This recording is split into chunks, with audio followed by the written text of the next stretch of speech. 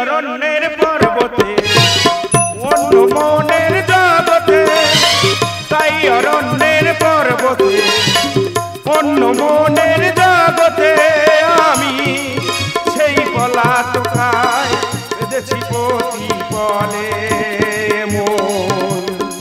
তার কথা শুধু বলে, তার সাথে কত চলে, আমি তার ঠিকানা রাখিনি, তার ঠিকানা রাখিনি, তার ঠিকানা রাখিনি।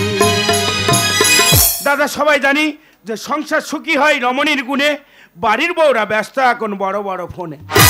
এরা সকাল বিকাল নাইটি পরে চলে হেলে দুলে, আর ভাতাররা সব বললে কিছু কান্দায় মোলে।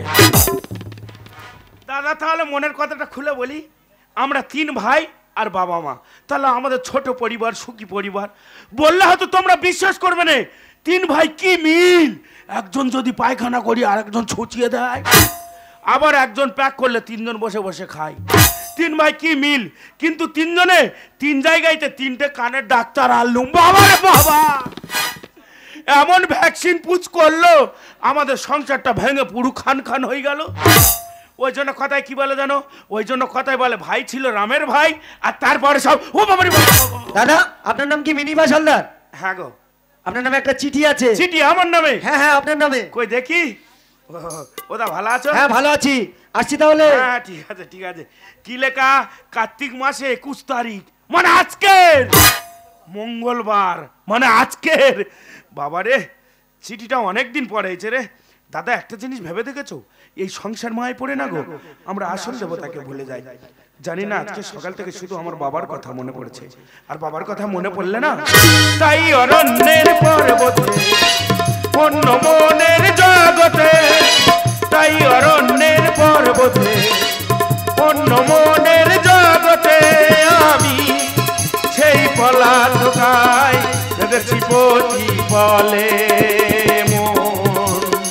তার কথা শুধু বলে, তার সাথে কত চলে, আমি তার ঠিকানা রাখিনি, তার ঠিকানা রাখিনি, তার ঠিকানা রাখিনি।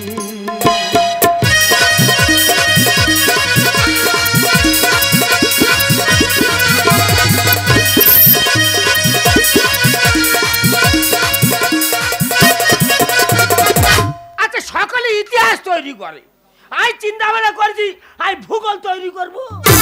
এই দাঁত পড়ে গেলে হয় ফাঁকা, বউ মরে গেলে হয় একা, আমার ভাগ্যটাই বাঁকা। যা হয়নি করবো নাচলে বাঁধবো, যা হয়নি করবো নাচলে বাঁধবো, ভাবছি তোরা বোকা। না না করবো হালখাতা, হেঁটে হেঁটে আসবে রে টাকা, আরে না করবো হালখাতা, হেঁটে হেঁটে আসবে রে টাকা। দাঁত পড়ে গেলে হয় ফাঁকা, বউ মরে গেলে হয় একা, ভাগ্যটাই বাঁকা। যা হয়নি করবো নাচলে বাঁধবো, যা হয়নি করবো নাচলে বাঁধবো, ভাবছি তোরা বোকা। না করবো হালখাতা, হেঁটে হেঁটে আসবে রে টাকা, আরে না করবো হালখাতা, হেঁটে হেঁটে আসবে রে টাকা। দাদা সকালবেলা গেছে আছি, সব পাড়া লোক এসে বলতে দাদা তোমার কি দোকান, তুমি কবে দোকান করেছো, তোমার কি খদ্দের, তা তোদের এত চুলকুনি হচ্ছে কেন? আমার কি দোকান কি খোঁজে তোদের কাছে জমা করে দেবো, পাড়ার লোকের এত চুলকুনি কেন রে? এই বোর্ড টাঙাচ্ছি সব দেখে নে।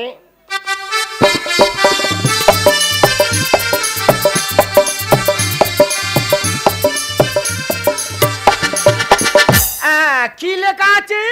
শুভ মাস পালার হালখাতা, টাকা পরিশোধ না করিলে খুঁটির গায়ে বাঁধা হইবে। তাহলে ঘটনাটা বলি, আমার 3টে ছেলে, একটা ছেলে থেকে বারাইপুরে, আর একটা ছেলে থেকে দৌলতপুরে, আর একটা ছেলে থেকে কাছাড়ির মোড়ে।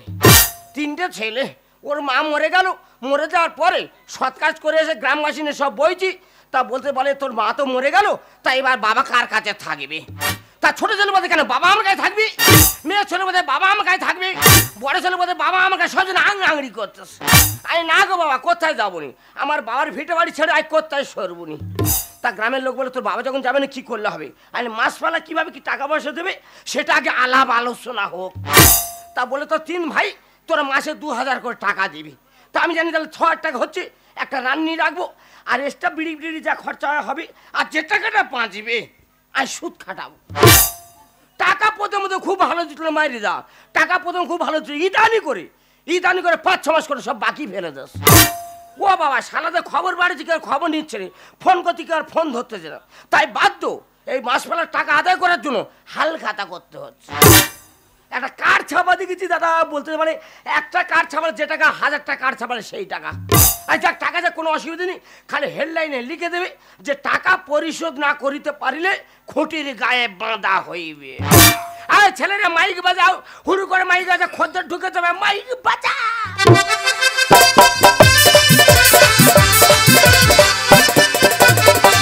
বাবা, ও বাবা, বাবা। এই আমার মেজ বৌমা দৌলতপুরে থাকে, কেন ঘরে সেজে হয়েছে 10,000 টাকা কাউ পড়ে, যদি বুড়ো শ্বশুর কি খাচ্ছে সেদিকে লক্ষ্য নজর নেই। বাবা বলছিলাম কি, তোমার তো বয়স হয়ে গেছে, তা বয়সকালে এই সমস্ত কীর্তি করতে তোমার একটু মান সম্মান লাগে না? একদম মাথা গরম করবে না বলে দিচ্ছি। চুপ করে বসা।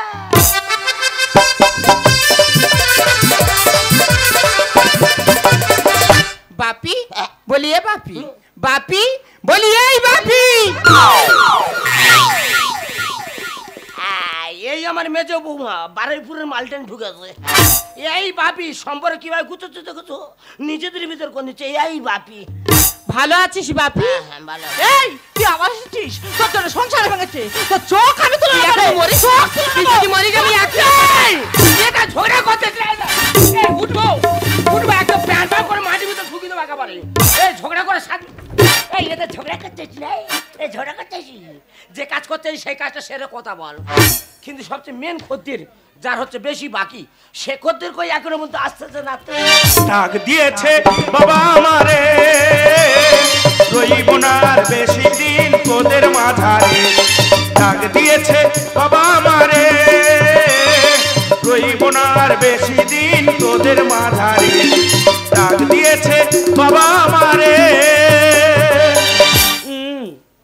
এই ছোট, এখানে বাবা দাঁড়িয়ে আছে, আমরা বৌদিরা গুরুজন দাঁড়িয়ে আছি, আর তুই তাদের সামনে বিড়ির ধোঁয়া পাগলার মতো ছাড়তেছিস। এ বাবারে বিড়ি বাবা দেবো, কাঁদতে কি করে? শুয়ারে বাচ্চা পোস্কা পড়ে ছোগলা উঠে যাং না, বিড়ি খা স্বাধীন বিটে যা। থাক থাক থাক থাক, তোর মরণ হয়নি রে, সংসার ভাঙি, তা তোর মাথায় বাজ পড়ে না। এই তো আসল ঘর ভাঙি। এই আমার ছোট ছেলে মিনিবাস, অরূপে ঘাড়ে খোঁদা। বাবা অতিভক্তি চোরের লক্ষণ রে, টাকটিকি দাড়ি বদমাসের ধাড়ি। তিনখানা খদ্দের কিন্তু আমি ইতিমধ্যে সিরিয়ালে ঢুকে গেছে, তাহলে এক এক করে সিরিয়ালে দাঁড়িয়ে যাও, এক এক করে নাম ডাকবো, শ্বশুর শ্বশুর করে চলে আসবে। এ ভাই, তোর বাড়ির খবর টবর ভালো তো? মোটামুটি চলছে। সবাই ভালো আছে? ওসব গল্প পরে করি, মাছ মাংস দই মিষ্টি করে পরে ঘর থেকে গল্প করি। এটা ঘর থেকে গল্প নাই, ঘর থেকে গল্পকে তাহিনি, সিরিয়ালে দাঁড়িয়ে যাও। 1 নম্বর খদ্দের শিবাস হালদার, কামান্দা ক্যাশ বাক্স।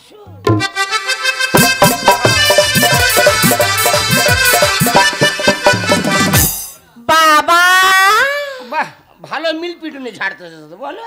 ও বাবা বলো। ভালো আছো? হ্যাঁ ভালো রেখেছি, ভালো থাকবো নি। তা আমাদের বাকিটা কত বলো? তোমার বাকি? হ্যাঁ। 5 মাস পুরো 10,000 টাকা বাকি। 10,000 টাকা? হ্যাঁ গো। বাবা বলছিলাম কি, আগের মাসে তোমার ছেলের কাজকর্মে একেবারে ভালো হয়নি। এই দেখো ওসব মুড়ি ভিজনে গল্প বাদ দাও, বুঝতে পারছো? মেন থিমে এসে আমাদের